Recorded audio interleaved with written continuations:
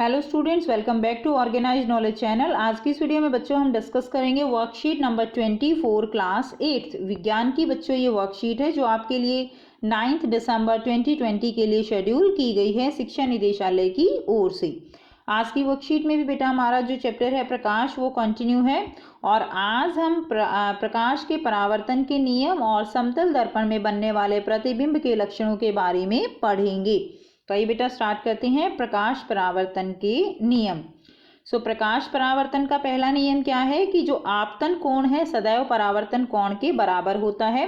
तो बच्चों हमने पढ़ा था कि किस तरह से आपतित किरण वो जो है टकरा के वापस आती है और इस तरह से जब हम अभिलंब खींचते हैं तो ये जो कोण है ये क्या है, ये आपतन कोण होगा और ये जो कोण होगा ये परावर्तन कोण होगा। और इसके अंदर जो आपतन कोण है कोण आई वो हमेशा कोण जो आर होता है उसके बराबर होता है। तो ये हमारा परावर्तन का पहला नियम है।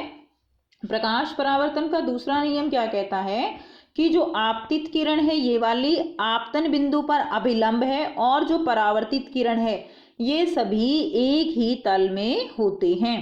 ठीक है, तो ये क्या है, ये प्रकाश परावर्तन का दूसरा नियम है।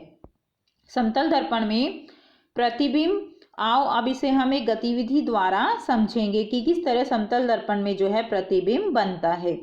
अब देखिए समतल दर्पण PQ, ये हमारा एक समतल दर्पण है PQ।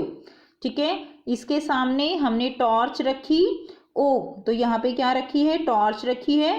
अब दर्पण की दो किरणें, दर्पण पर दो किरणें OA और OC, तो ये OA है और ये OC है, आपतित हो रही है यानी ये इसके ऊपर गिर रही है। अब दर्पण PQ की सतह पर बिंदु A और बिंदु C, ठीक है, उसके ऊपर क्या खींचा हमने, अभिलंब। तो ये हमने क्या खींच दिया बेटा, अभिलंब। तो आप देख सकते हैं ये किरणें गिरी, ये दो बिंदु हैं A और C और यहाँ से हमने खींच दिया अभिलंब। ठीक है, अब AB और बिंदु C से परावर्तित किरणें क्या खींची हैं हमने, CD। तो यहाँ से परावर्तित जो किरणें हैं, अब देखिए ये तो अभिलंब हो गया, ये अभिलंब और इनसे परावर्तित किरणें CD और इससे जो परावर्तित किरणें हैं वो ये है AB।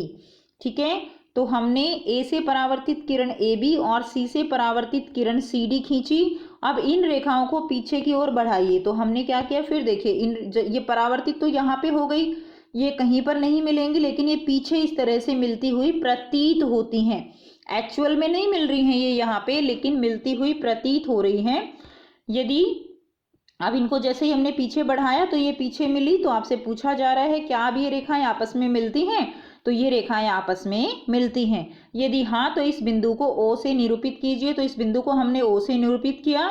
क्या परावर्तित किरणें E पर स्थित किसी दर्शक के नेत्र को बिंदु O से आती प्रतीत होंगी। तो यहाँ से देखिए जो परावर्तित किरणें हैं वो जो है आपसे पूछा जा रहा है कि किसी जो दर्शक है, जो देखने वाला होगा, दर्शक के नेत्र को बिंदु O से आती हुई प्रतीत होंगी, क्योंकि परावर्तित किरणें वास्तव में O पर नहीं मिलती हैं बल्कि मिलती हुई प्रतीत होती हैं।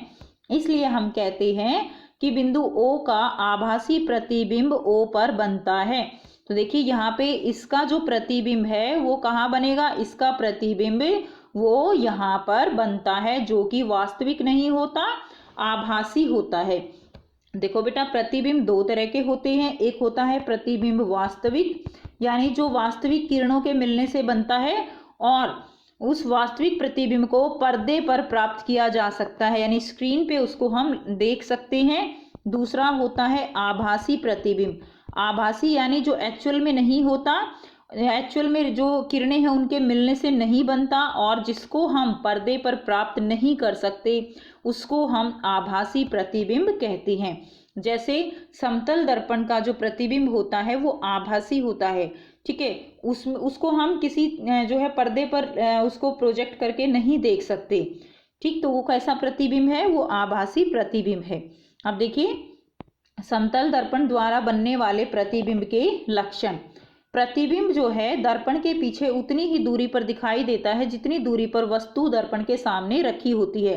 तो बेटा दर्पण के सामने जितनी दूरी पर आप वस्तु को रखोगे, जैसे यहाँ पर है, तो उतनी ही दूरी पर वस्तु का प्रतिबिंब जो है वो आपको दिखाई देता है। प्रतिबिंब सीधा और बिंब के आकार का बनता है। बिंब क्या होता है? बिंब होता है वस्तु। तो प्रतिबिंब कैसा होगा? प्रतिबिंब जो है वो सीधा होता है, ठीक है, ऐसे है तो प्रतिबिंब ऐसे ही होगा, बिंब के आकार का ही होगा, समान आकार का होगा। जैसे आप जो है हम अपना फेस, अपनी बॉडी को जो है समतल दर्पण में देख पाते हैं। प्रतिबिंब को पर्दे पर प्राप्त नहीं किया जा सकता, इसलिए यह कैसा है? यह आभासी बनता है। नेक्स्ट देखिए, समतल दर्पण में वस्तु का दायां भाग प्रतिबिंब में बायां दिखाई देता है, जिसे पार्श्व व्युत्क्रमण कहते हैं, ठीक है। तो देखिए प्रतिबिंब में जब आप अपना दायां हाथ उठाओगे, जैसे आपने ये हाथ उठाया, तो आपको लगेगा कि जो प्रतिबिंब है वो ये हाथ उठा रहा है, ठीक है। तो इस तरह से आप देखोगे कि दायां भाग प्रतिबिंब में बायां दिखाई देता है और बायां हाथ जो है वो दायां दिखाई देता है।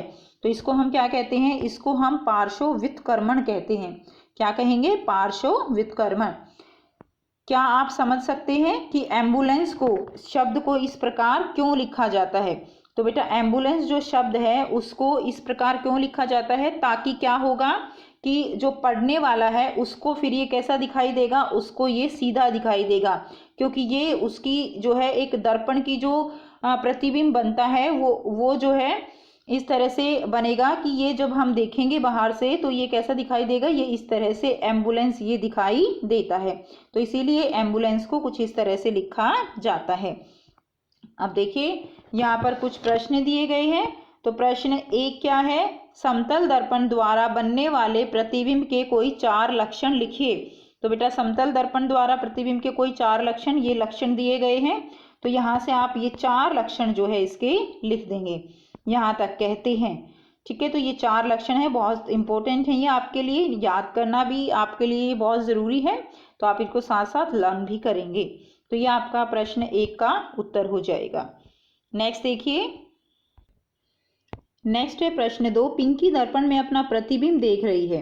दर्पण और उसके प्रतिबिंब के बीच की दूरी कितनी है? 4 मीटर है। तो बेटा देखिए हम यहाँ पर इसको सॉल्व करेंगे साथ साथ। ये हमारे पास दर्पण है, दर्पण इसमें जो है पिंकी अपना प्रतिबिंब देख रही है। तो दर्पण और उसके प्रतिबिंब के बीच की दूरी कितनी है? 4 मीटर है, ठीक है।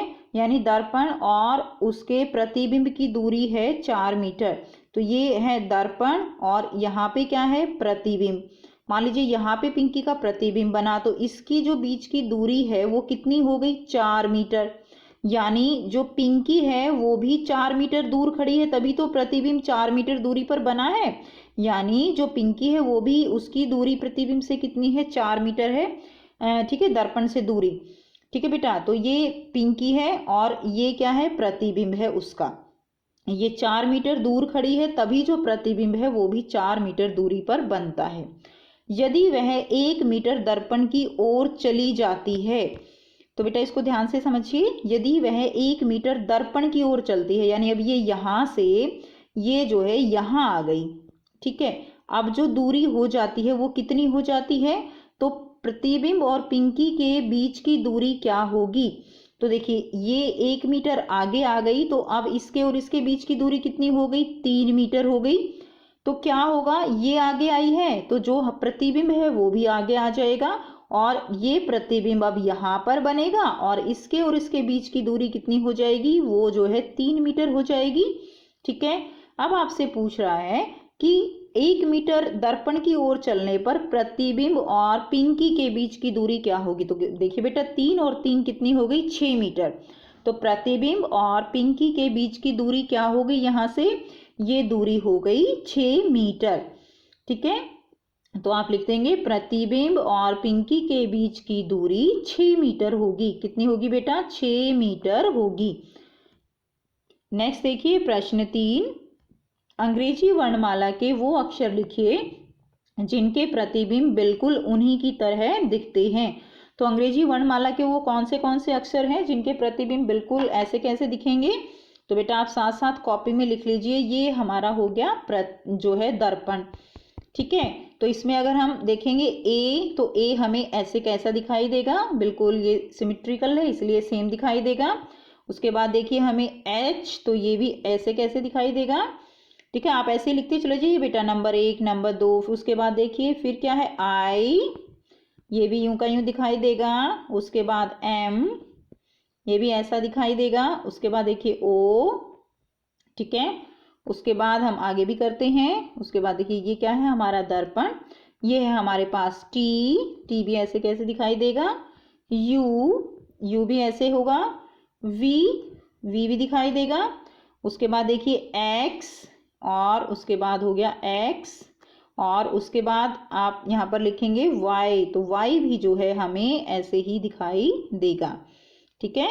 तो ये जो है इनकी क्या है, ये इनका जो अक्षर हैं वो हमें बिल्कुल उसी तरह के दिखाई देते हैं, ठीक है। तो आप यहाँ से फिर से एक बार लिख सकते हैं, कौन से होंगे, A H I M O T U V X and Y, ठीक है। तो ये जो है अंग्रेजी वर्णमाला के अक्षर हैं जो जिनके प्रतिबिंब बिल्कुल उन्हीं की तरह दिखेंगे। ये आपका थर्ड क्वेश्चन का आंसर हो जाएगा। नेक्स्ट देखिए, रिक्त स्थान भरिए। प्रतिबिंब जिस पर्दे पर प्राप्त नहीं किया जा सकता वह क्या कहलाता है, वह आभासी कहलाता है। क्या कहलाएगा, आभासी प्रतिबिंब कहलाता है।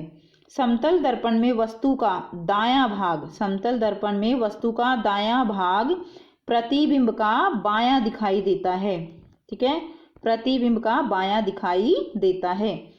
तो बेटा आप उल्टा भी लिख सकते हो, समतल दर्पण में वस्तु का बायां भाग प्रतिबिंब का दायां भाग दिखाई देता है। तो कैसे भी लिखो, दोनों तरह से आंसर इसका जो है ठीक रहेगा। तो ये थी बच्चों आपकी आज की वर्कशीट। आई होप बेटा आपको ये वर्कशीट क्लियर है। कोई भी डाउट है तो कमेंट सेक्शन में कमेंट करके पूछ सकते हो। वीडियो अच्छी लगी तो ऑर्गेनाइज्ड नॉलेज चैनल को सब्सक्राइब कर लीजिए, वीडियो को लाइक शेयर कर दीजिए। And thanks for watching, have a nice day.